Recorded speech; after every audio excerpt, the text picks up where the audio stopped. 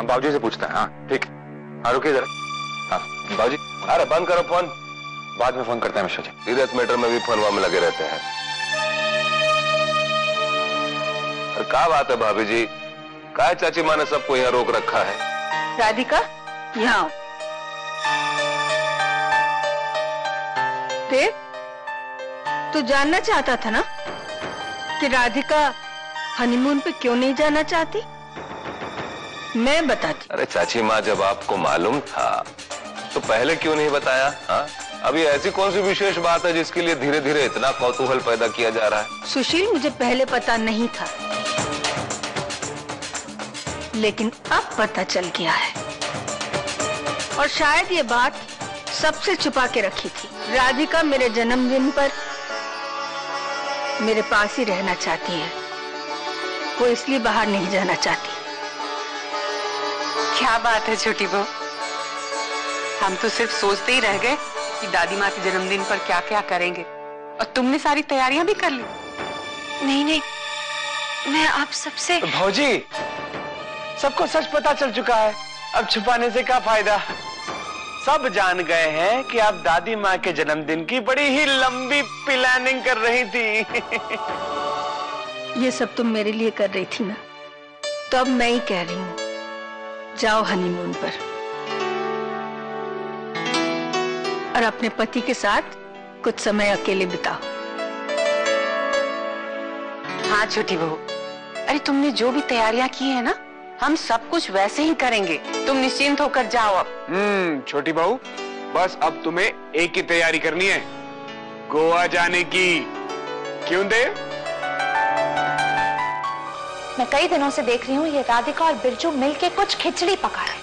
अब तुम खुद ही सोचो कि अगर हनीमून पे ना जाने का रीजन दादी माँ का जन्मदिन होता, तो ये बात बताने के लिए राधिका देव को स्टोर रूम में क्यों लेकर? अरे सरप्राइज बर्थडे की तैयारियों को रखा होगा स्टोर रूम में। लेकिन मैंने जब स्टोर रूम खोला तो वहाँ पर कुछ भी नहीं था, खाली पड़ा था। अरे बिरजू ने हटा दिया होगा। और बिरजू उस कमरे से झूठी प्लेट और टिफिन का डब्बा लेकर निकल रहा था। मैं कह रही हूँ, मुझे शक हो रहा है। अरे शक तो तुम्हें कई बार कई चीजों पर हुआ बड़ी बहू। विशाखा आपके लिए खत छोड़कर गई है।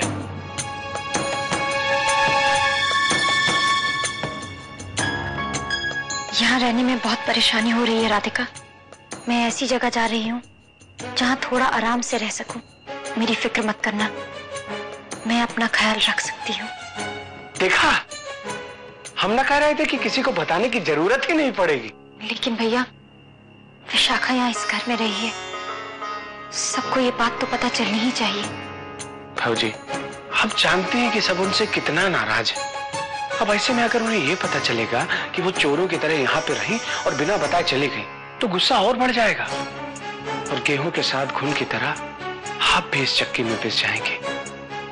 हमारी बात मानिए तो सब भूल जाइए। देव भैया के साथ साथ खुशी से अपनी छुट्टियां मनाइए। राधिका जल्दी करो। लो। क्या हुआ, आप इतने तनाव में क्यों लग रहे हैं? तनाव? राधिका, तुम कितनी देर लगा रही थी तैयार होने? मैं तो जल्दी तैयार होकर आ गई थी। जल्दी? तुमने 4 मिनट और 45 सेकंड लगाए।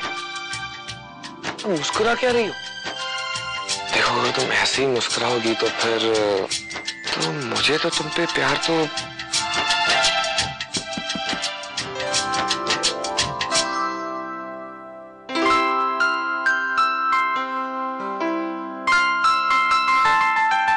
दूधो नहाओ, पूतो फलो, खूब खुश रहो। अच्छा बेटा, सब तैयारी हो गई है ना? हाँ, सारी तैयारी हो गई है। वो एयरपोर्ट पर कोई लेने आ रहा है ना होटल से? जी माँ, मैंने बात कर ली। अच्छा, और टिकट्स? नहीं, मैं टिकट्स रखना तो भूल गया। देखो जरा इस लड़की को, जानती हूँ तेरा ध्यान कहाँ रहता है आजकल। मैं खेती को भेजती हूँ सामान के लिए। हाँ जी माँ। देखो टिकट। हाँ।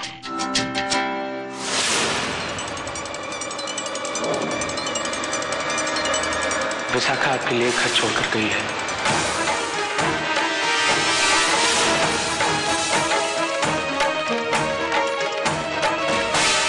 ये क्या है?